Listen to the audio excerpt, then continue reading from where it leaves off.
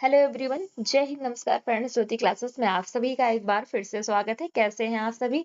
I hope आप सभी बहुत ही अच्छे होंगे, स्वस्थ होंगे, मस्त होंगे, स्टडी अपनी कंटिन्यू कर रहे होंगे।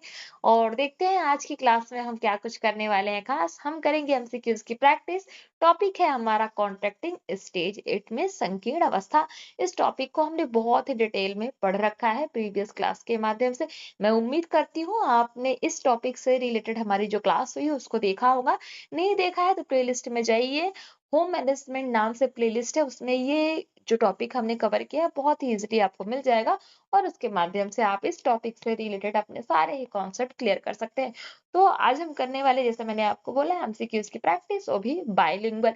ये क्लास हमारी सुबह ही मॉर्निंग क्लास में होने वाली थी, जो 9 बजे की क्लास होती है। बट फ्रेंड, नेटवर्क इशू की वजह से आज सुबह हमारी क्लास नहीं हो पाई।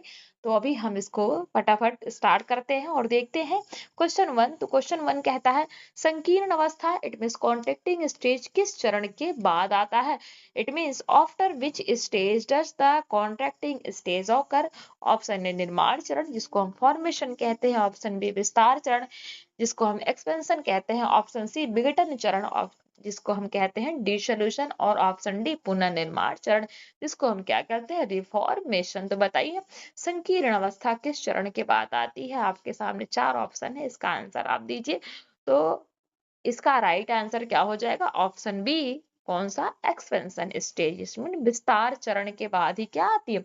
संकीर्ण अवस्था, it means stage.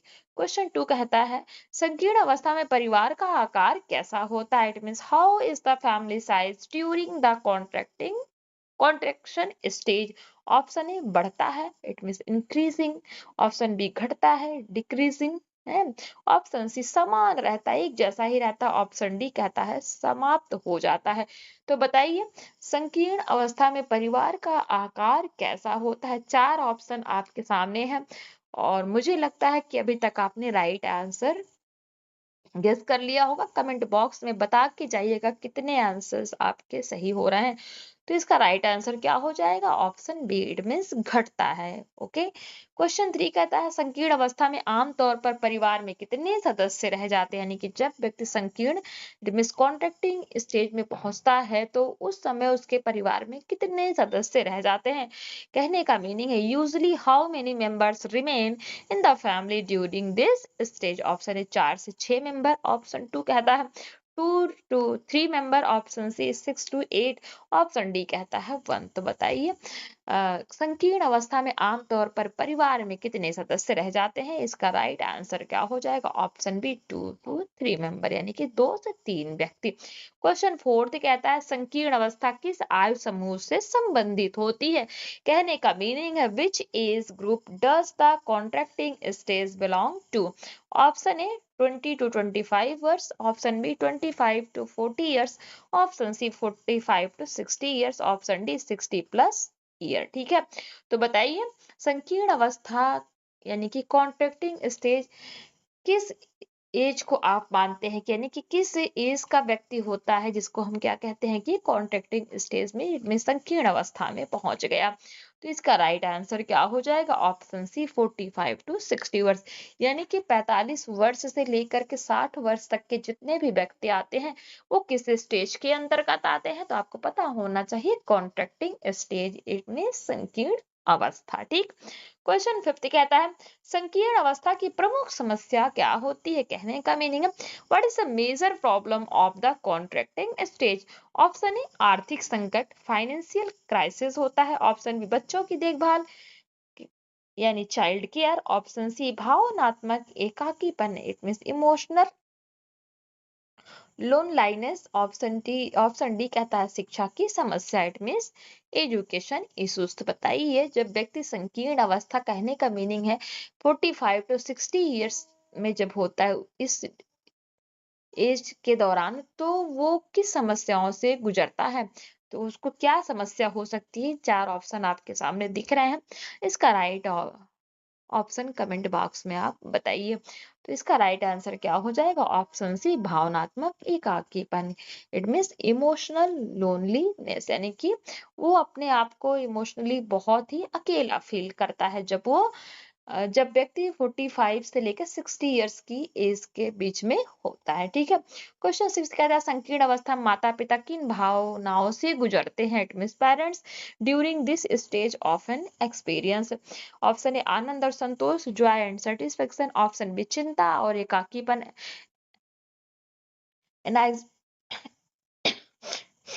Anxiety and loneliness. Option C आशा और उत्साह, hope and excitement. Option D सहयोग और समर्थन, it mean support and cooperation. तो बताइए संकीर्ण अवस्था में जब पेरेंट्स पहुंचते हैं तो वो किस भावनाओं से गुजरते हैं? तो इसका राइट आंसर क्या हो जाएगा?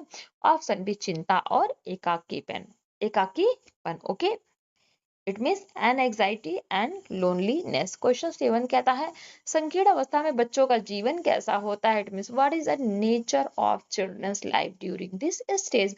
ऑप्शन ए आर्थिक रूप से निर्भर, इकोनॉमिकली डिपेंडेंट होते हैं। ऑप्शन बी आत्मनिर्भर इंडिपेंडेंट होते हैं। ऑप्शन सी बाल्य अवस्था, it means childhood. Option D कहता है शिक्षा प्राप्त कर रहे। तो बताइए संकीर्ण अवस्था में जो बच्चे होते हैं, यानी कि संकीर्ण अवस्था में जब व्यक्ति पहुंचता है, कहने का मीनिंग है संकीर्ण अवस्था की एज क्या है? मैंने आपको बोली 45 से लेकर 60 साल के वर्ष के बीच के जितने ही लोग होते हैं वो संकीर्ण इट मीन्स कॉन्ट्रैक्टिंग स्टेज के अंतर्गत आते हैं। तो उस एज के दौरान उनके जो बच्चे होते हैं उनके बच्चों का जीवन कैसा होता है? तो इसका राइट आंसर क्या हो जाएगा? ऑप्शन बी, यानी कि इंडिपेंडेंट। उनके बच्चे क्या होते हैं? इंडिपेंडेंट अर्थात आत्मनिर्भर हो जाते हैं। क्वेश्चन 8 कहता है संकीर्ण अवस्था की एक प्रमुख सामाजिक समस्या बताइए। कहने का मीनिंग है a major social problem of contracting stage is. Option A बेरोजगारी, अनएम्प्लॉयमेंट। ऑप्शन बी पारिवारिक बिखराव, फैमिली डिसइंटीग्रेशन। ऑप्शन सी कहता है परिवार विस्तार, फैमिली एक्सपेंशन। ऑप्शन डी विवाह समस्या, मैरिज इशू। सॉरी फ्रेंड्स, थोड़ा सा कोल्ड है तो ध्यान मत दीजिएगा। क्वेश्चन देख लिया हमने, इसका राइट आंसर क्या हो जाएगा? ऑप्शन बी पारिवारिक बिखराव, इट मीन्स फैमिली डिसइंटीग्रेशन। ठीक है। क्वेश्चन 9 कहता है संकीर्ण अवस्था की एक अप अवस्था कौन सी है? कहने का मीनिंग है which is a sub stage of contracting stage. हमने सब स्टेजेस भी पढ़े थे ना कॉन्ट्रैक्टिंग स्टेज की। तो बताइए ऑप्शन है आरंभिक संकीर्ण अवस्था। ऑप्शन बी कहता है विस्तार अवस्था। ऑप्शन सी निर्माण अवस्था। ऑप्शन डी विघटन अवस्था। तो बताइए क्या है? राइट आंसर क्या हो जाएगा? ए, यानी कि आरंभिक संकीर्ण अवस्था, जिसको हम क्या कहते हैं? इंट्रियल कॉन्ट्रैक्शन स्टेज। ठीक है। क्वेश्चन 10 कहता है संकीर्ण अवस्था की 3 उप अवस्थाओं में कौन शामिल नहीं है? यानी कि 4 ऑप्शन आपके पास है, उन 4 में से बताना है कि कौन सी ऐसी अवस्था है जो संकीर्ण अवस्था के 3 यानी कि सब स्टेजेस में नहीं आता। Which of the following is not a sub stage of contraction. Option A आरंभिक संकीर्ण अवस्था। ऑप्शन बी मध्य संकीर्ण अवस्था। ऑप्शन सी अंतिम संकीर्ण अवस्था। ऑप्शन सी पुनर्निर्माण अवस्था। तो इसका राइट आंसर क्या होगा? डी पुनर्निर्माण अवस्था, इट मीन्स रिफॉर्मेशन स्टेज जो है संकीर्ण अवस्था की अप अवस्था के अंतर्गत नहीं आती है। क्वेश्चन 11 है आरंभिक संकीर्ण अवस्था में क्या होता है? What happen during the initial contraction stage. Option ए बच्चे घर छोड़ना शुरू करते हैं। ऑप्शन बी सभी बच्चे अलग हो जाते हैं। ऑप्शन सी परिवार का विस्तार होता है। ऑप्शन डी विवाह होते हैं। तो आरंभिक संकीर्ण अवस्था में क्या होता है? तो इसका राइट आंसर क्या हो जाएगा? ऑप्शन ए बच्चे घर छोड़ना शुरू करते हैं, यानी कि बच्चे सेल्फ डिपेंड धीरे धीरे बनना शुरू कर देते हैं। Children start moving out. Question 12 मध्य संकीर्ण अवस्था में क्या प्रमुख रूप से देखा जाता है? कहने का मीनिंग है what is observed mainly in the middle contraction stage. Option ए परिवार का पूर्ण विघटन। ऑप्शन बी बच्चों की आत्मनिर्भरता। ऑप्शन सी माता पिता की सेवानिवृत्ति।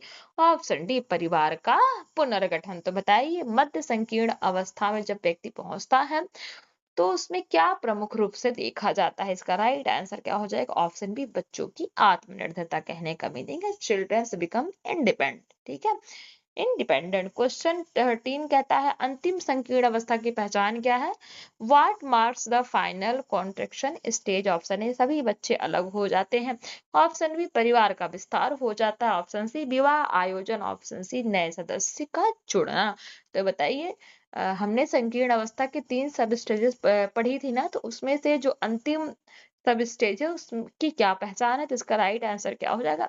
ऑप्शन ए सभी बच्चे अलग हो जाते हैं। All children settle separately. Question 14, संकीर्ण अवस्था में माता पिता को कौन सी भावना अधिक होती है? ध्यान दीजिएगा, संकीर्ण अवस्था में माता पिता को कौन सी भावना अधिक होती है? कहने का मीनिंग है व्हाट फीलिंग इज डोमिने dominant among parents in contraction stage. Option A खुशी, क्या है वो हैप्पीनेस फील करते हैं जब संकीर्ण अवस्था में पहुंचते हैं माता पिता। ऑप्शन बी गर्व, प्राइड। ऑप्शन सी अकेलापन, लोनलीनेस। ऑप्शन डी कहता है उत्साह, एक्साइटमेंट। तो बताइए, जब संकीर्ण अवस्था में माता पिता पहुंचते हैं तो क्या वो ज्यादा फील करते हैं? इसका राइट आंसर क्या हो जाएगा? ऑप्शन सी अकेलापन, इसमें से लोनलीनेस। क्यों? क्योंकि बच्चे अपनी अपनी जगह सेट हो जाते हैं, सेल्फ डिपेंड हो जाते हैं, तो माता पिता क्या हो जाते हैं? एकदम अकेले पड़ जाते हैं, जिसकी वजह से वो अकेलापन फील करते हैं। कब? संकीर्ण अवस्था में। क्वेश्चन 15 कहता है संकीर्ण अवस्था में परिवार के जीवन का स्वरूप कैसा होता है? It means what is the nature of family life during contraction. Option A विस्तारशील, एक्सपेंडिंग होता है। ऑप्शन बी घटता हुआ, डिक्लाइनिंग। ऑप्शन सी स्थिर, स्टेबल। ऑप्शन डी जटिल, कॉम्प्लेक्स। तो बताइए, what is the nature of family life during contraction? चार ऑप्शन आपके पास सामने दिख रहे हैं, इसका right option current comment box में करिए। तो इसका राइट आंसर क्या हो जाएगा? ऑप्शन बी घटता हुआ, it means declining. Okay. Question 16, संकीर्ण अवस्था में पति पत्नी के संबंध कैसे होते हैं? How are husband wife relationship in contraction stage? तो इसका राइट आंसर क्या हो जाएगा? पहले देखते हैं चार ऑप्शन। ऑप्शन ए तनावपूर्ण, टेंस्ड। ऑप्शन बी सहयोगपूर्ण हो जाते हैं, एक दूसरे का सपोर्ट करते हैं, सपोर्टिव नेचर के हो जाते हैं जब संकीर्ण अवस्था में पति पत्नी पहुंचते हैं। ऑप्शन सी अलगावपूर्ण, यानी कि सेपरेटेड। ऑप्शन डी कहता है प्रतिस्पर्धा, क्या कंपटीशन उनको एक दूसरे से हो जाता है। तो बताइए, जब संकीर्ण अवस्था में पति पत्नी पहुंचते हैं तो उस समय उनका नेचर कैसा हो जाता है? इसका राइट आंसर क्या होगा? B, it mean सहयोगपूर्ण।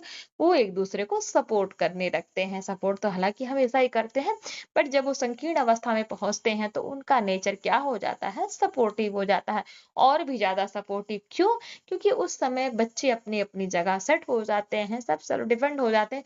बचता कौन है? माता पिता, और वही एक दूसरे का सपोर्ट करते हैं। तो इसका राइट आंसर क्या हो जाएगा? Option B.